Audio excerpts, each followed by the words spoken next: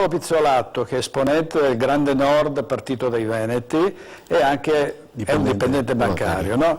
Prima si parlava di banche in relazione alle imprese, anche a questi problemi, Pizzolatto. Le banche aiutano gli imprenditori o qui a un certo punto sono stati chiusi i rubinetti e le imprese sono rimaste un po' all'asciutto? Quando ascoltavo gli argomenti di prima e sentir parlare gli interlocutori che abbiamo all'interno dello studio, è logico che per la testa passa di tutto. Io provengo da una famiglia di bancari e provengo da un mondo bancario dove ti misuri ogni giorno costantemente con quello che hai fabbisogno allo sportello, e nel corso degli anni la situazione è notevolmente peggiorata a causa di alcune cose. Innanzitutto, a livello europeo tu non riesci più a concedere i prestiti, non riesci più a dare nulla di quello che era tempo antecedente. Una volta guardavi negli occhi l'imprenditore, cercavi di capire le sue problematiche, ti attaccavi dietro la macchina dopo che era andato via e cercavi di far di tutto affinché la direzione potesse capire che la pratica che mettevi in moto era una pratica che era considerata buona o abbastanza decente e che questa persona molto sana e molto conosciuta in paese potevi anche rischiare di accontentarla. Adesso è cambiato completamente il mondo a livello bancario, ti metti dietro una macchina che è completamente fredda e glaciale e che ti dice in base ai dati statistici che lui ti presenta, che lui ti porta, che non puoi concedergli il credito. Cosa succede in questo caso? Non sto parlando della banca mia, sto parlando in generale a livello nazionale. C'è l'imprenditore che ha bisogno assolutamente di un po' di credito, deve allargare i suoi affidamenti, ha bisogno di un piccolo prestito, si trova in difficoltà perché soprattutto non riesce a portare a casa i soldi che avanza dagli enti, dallo Stato e in piccola parte dei privati, e questo condanna a morte, è giusto dirlo e far presente questa cosa, quella che è la piccola imprenditoria. Perché... scusi, precisiamo meglio, cioè un imprenditore lavora per lo Stato, cioè per un'azienda pubblica, i peggiori lo pagatori... Stato ti chiede di pagare immediatamente le tasse, però i peggiori pagatori sono lo Stato, le regioni, le province e tutto quello che può essere, diciamo, a livello statale. Quelli che pagano prima sono i piccoli privati, ma anche nei privati ci sono delle problematiche. Cosa succede? E guardi che le dico proprio anche emotivamente parlando cosa succede nella testa dell'imprenditore. L'imprenditore ha bisogno assolutamente di avere, diciamo, un secondo prestito. Non può più rivolgersi alla sua banca di fiducia perché in quel momento è saturo di affidamenti, è saturo di prestiti. Si rivolge a un secondo sportello, la banca vicina, quella dell'amica, quella del cognato, quello che gli viene consigliato dal commercialista che cerca anche lui di fare giustamente, come dicevamo prima, il proprio lavoro. La seconda banca non gli concede il prestito, non gli concede l'affidamento perché vede l'esposizione presso la Banca d'Italia, vede l'esposizione degli affidamenti e lui si trova seduto per terra. Cosa succede in quel momento? Inizi a entrare in difficoltà. A casa non parli con i figli, non parli con la moglie, e questa può essere una cosa anche che non può essere considerata tecnica, ma vi dico quello che passa tante volte per la testa di persone che si sono anche suicidate e dove sinceramente va sempre il mio pensiero e il mio ricordo. Ti trovi di fronte a questa difficoltà e ti trovi di fronte all'amico, l'amico dell'amico, a qualcuno che conosci che ti dice guarda che se vai a parlare con quella persona lì ti mette a disposizione una certa somma, oppure conosci a lui la maniera, ci sono le finanziarie e dentro le finanziarie si nasconde di tutto e di più, e senza offendere i colleghi delle finanziarie dove all'interno ce ne sono tanti di onestissimi, ma ci sono coloro, come parlavamo prima, che conoscono perfettamente quali sono le difficoltà delle persone. Ti affidi a loro immediatamente perché ti danno i soldi, hai la possibilità di andare da loro anche con quella piccola parte, scusate se lo dico, di nero che tu produci all'interno dell'azienda, che esiste, è sempre esistito e sempre esisterà con questa Italia che va avanti così. E nel momento esatto in cui cadi nella trappola non riesci più a tirarti fuori, perché non è questione di mafia, quella che eravamo abituati a vedere in Puglia, a Napoli, che ti ammazza, quelli che viaggiano con lo scooter senza casco, eccetera, eccetera. È la mafia commerciale, la mafia tecnica, la mafia imprenditoriale che ti prende per il collo, ti strozza completamente e ti porta via un po' alla volta la casa, la tua piccola azienda, il lavoro dei tuoi dipendenti, e ti porta via successivamente anche la famiglia, perché non ce la fai più a resistere, non ce la fai più e ti lasci andare nelle loro mani dove fanno di te quello che vogliono. Cosa succede in questo momento? In questo momento sarebbe stato bene aver avuto anche noi come banche o a livello nazionale un contraddittorio all'interno di quello che è il credito da erogare per poter vedere se potevamo fare qualcosa di più, però purtroppo ci siamo incancreniti con l'Europa e ci fidiamo direttamente sempre a quello che dicono loro e ai mezzi tecnici che abbiamo a disposizione, più di tanto non si riesce a fare.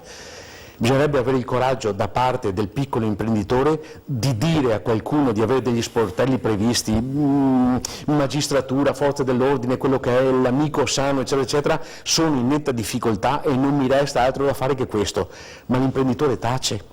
Soprattutto nel Veneto è un imprenditore che non si attacca anche agli altri, che trasmette il suo pensiero, le sue problematiche, è un imprenditore che vive per se stesso. Noi siamo proprio per carattere come veneti persone singole, persone che lavorano come muli, che abbassiamo la testa, però non ci confidiamo con il vicino, non raccontiamo alla moglie quanto grande è la difficoltà, 10 lo fanno, gli altri 90 non lo fanno su 100 persone, non diciamo ai figli qual è la problematica, perché i figli devono studiare, hanno una vita loro, hanno una fidanzata, stanno creando la casa, la famiglia, per cui non devi andare a distogliere quello che è le loro problematiche, e lì nel momento esatto in cui ti succede questo ti trovi con la gente nostra che non ce la fa più andare avanti, che avanza dei soldi, che si suicida, e ti trovi all'interno di una catena che ti leva via il fiato, e dove tutti noi pensiamo ancora e cerchiamo di capire, di vedere la mafia come quella che abbiamo visto nel sud, dove invece non avete un'idea dentro, anche nei piccoli paesi dove ho lavorato io o nei grandi paesi dove sono stato a lavorare con lo sportello San Donà di Piave e Eraclea con lo sportello che avevo, non avete un'idea di quello che vi trovate di fronte e di quello che c'è sotto. Ha fatto un bel ritratto della spirale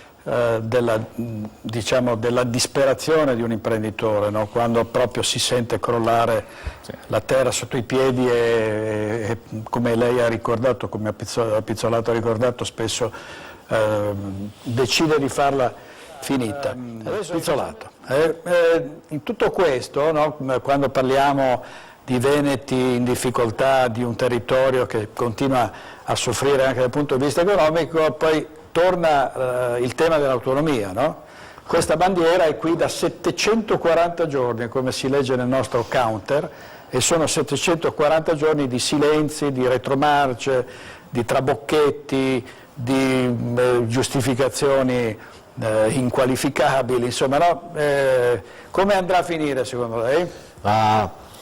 Molta amarezza nel rispondere a questa domanda, direttore, giustissima, però logicamente uno che ha partecipato il 19 di ottobre a quello che è stato la fondazione di questo nuovo partito dei Veneti, che ha messo tutti assieme i partiti autonomisti indipendentisti del Veneto, e che logicamente cercherà di fare in maniera che alle regionali possa esserci un peso evidente di tutte queste persone che vogliono assolutamente una risposta, ma che soprattutto si accorgono che andranno incontro a una vera e propria battaglia e non si arrenderanno, perché se non avranno una risposta andranno a prendersi la loro risposta. È logico che lascia notevolmente perplessi e stupefatti sia quello che sta accadendo in questo momento sia quello che è accaduto anche nel passato.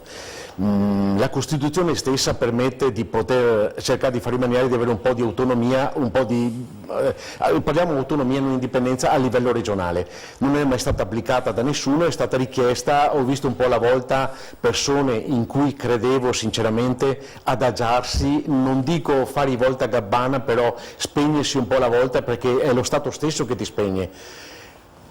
Gli autonomisti, gli indipendentisti sono stati spenti, così come ho visto anche nel discorso a Roma di Zaia, poveraccio, che sinceramente mi è dispiaciuto, nel momento esatto in cui ha cercato di parlare di autonomia è stato praticamente zittito dalla foglia che fischiava, e poi anche del discorso dell'ambulanza, cose di questo genere, e mi dispiace perché è una persona in cui ho sempre creduto e credo che lui abbia piacere di portare avanti questo discorso qui. Credo oltretutto che anche i suoi vertici in questo momento non gradiscono proprio molto i discorsi che lui aveva fatto, però l'amarezza rincara ancora di più quando ci accorgiamo che abbiamo messo a disposizione 2300 facce delle persone che sono andate a votare 2 anni fa, abbiamo messo a disposizione 14 milioni di euro spesi che mancano in questo momento all'interno della regione, che potevano venire utilizzati in qualche altra maniera, quando è stato messo sì la faccia di qualcuno, però si potevano risparmiare, la Costituzione lo prevedeva. C'è la possibilità di poter andare avanti, e un po' alla volta, sia chi c'era prima sia chi c'è adesso, ti spegne questo entusiasmo che però nonostante tutto almeno resta nel cuore di tanti. Io sono uno dei tanti, io sono piccolo, diciamo, cercherò di andare avanti, però guardate che è un'iniziativa che è partita da tanto tempo e che, così come ho avuto l'occasione di dire ancora altre volte, è una cosa che non si fermerà. Che quando ho detto l'entusiasmo, mancanza di entusiasmo, ti sei demoralizzato, non parlo del popolo veneto, attenzione bene a quello che dico io, perché cerco sempre di essere preciso. C'è stato uno smorzamento da parte dei vertici che parlavano di autonomia e di indipendenza, sia nazionali che Veneto è. Guardi che glielo dico apertamente, o non siete a conoscenza o non conoscete bene i partiti, Zaia è stato abbastanza abbassato e costretto a tacitare questa parola qui. Il buon Zaia che io ho sempre difeso e per il quale porto rispetto. Guardate che il popolo veneto richiama per l'indipendenza. Alcuni vertici chiedono di abbassare notevolmente questa parola. Mi scusi.